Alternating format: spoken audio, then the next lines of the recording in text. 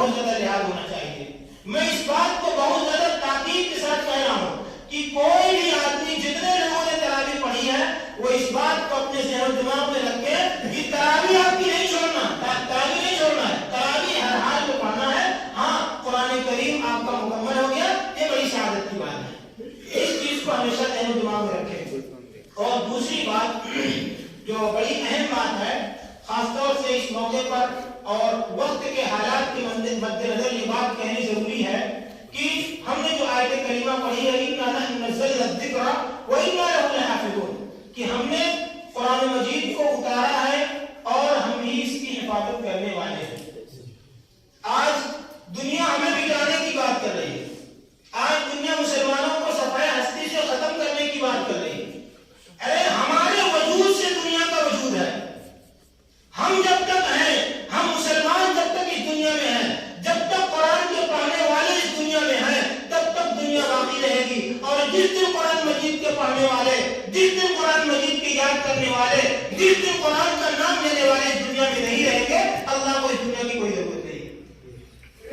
یہ بات ہم مسلمانوں کے دل میں بسنا چاہیے کہ ہم سے اس دنیا کا وجود ہے. ایسا نہیں ہے کہ ہم کو دنیا ملا دے گی. حالات کا آنا تو یہ تو ہمیشہ آیا ہے. آپ دنیا کی تاریخ پڑھیے، کیسے کیسے حالات آئے ہیں. آج مسلمانوں کو اپنے دل میں مضبوطی پیدا کرنے کی ضرورت ہے، ایمانی حمیت پیدا کرنے کی ضرورت ہے.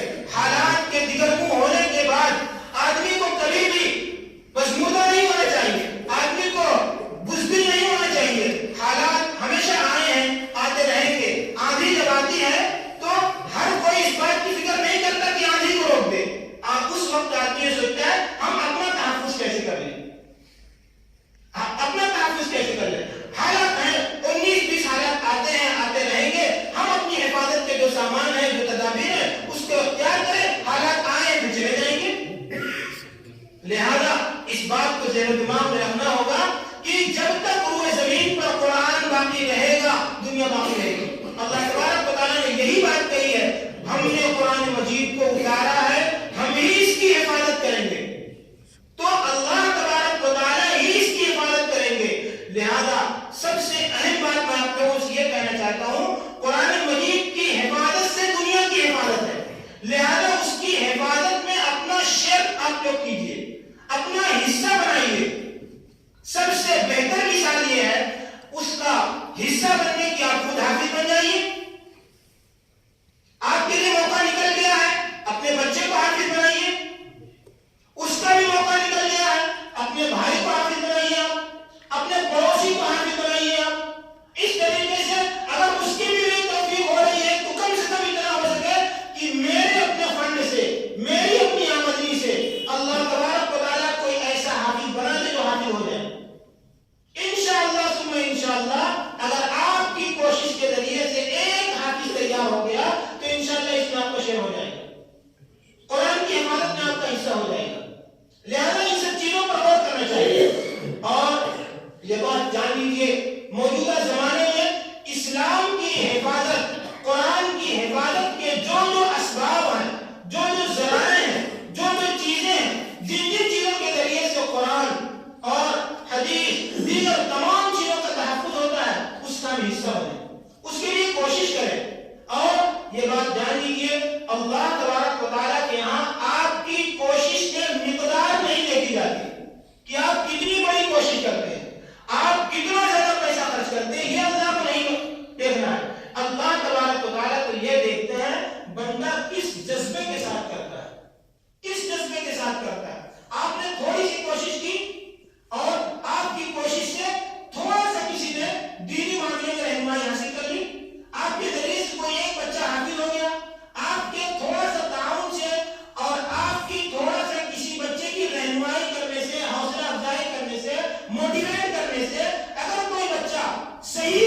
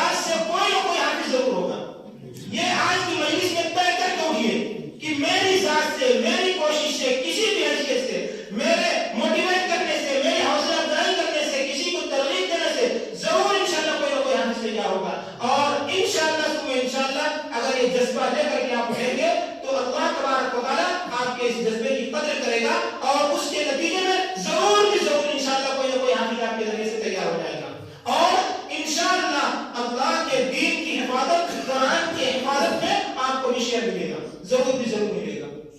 लिहाजा मैं आप लोगों से यही बात कहता हूं कि दीन के ताउन के मामले में हर मुमकिन अपनी हैसियत से कोशिश कीजिए, हर तरीके से ताउन कीजिए, ताउन की जो शक्ल है उस मामले में बढ़ चढ़ करके हिस्सा लीजिए। और आखिरी बात यह है कि जो मैंने पहले बात कही है कि कुरान आपका मुकम्मल हो गया है, तरावी मुकम्मल नहीं हुई। तरावी 28 रमजान तक, और अगर चांद नहीं निकला तो फिर एक तरावी होगी, उसको पढ़ना जरूरी है। ये चीज आमतौर से माशरे में फैली हुई है कि 5 दिन की तरावी पढ़ करके तरावी छोड़ देते हैं। वो कहते हैं कि हमने तरावी मुकम्मल पढ़ ली। लिहाजा ये गलती नहीं होनी चाहिए, एक बहुत बड़ी सुन्नत से आप महरूम हो जाएंगे।